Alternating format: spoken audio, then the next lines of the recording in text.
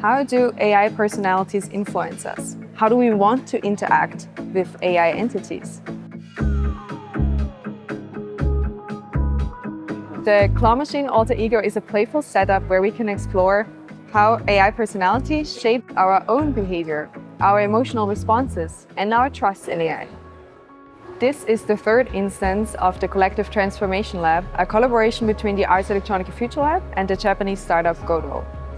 Alter.Ego takes a look at the anatomy of trust in human-AI interaction, and it does so through a codependent game, the various embodied AI personalities.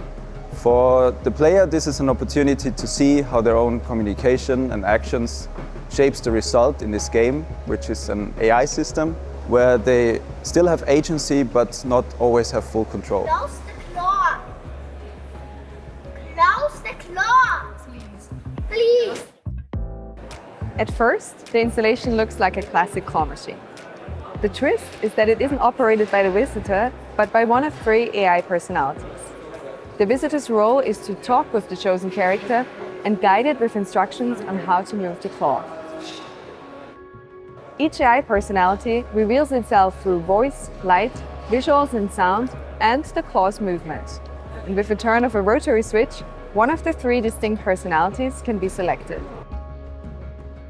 We use a large language model for interaction, and also we use a microphone for verbal communication and a sensor to detect if a person is in front of the claw machine.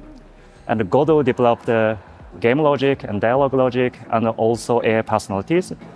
It is basically a testbed for exploring human-AI relationship in this era.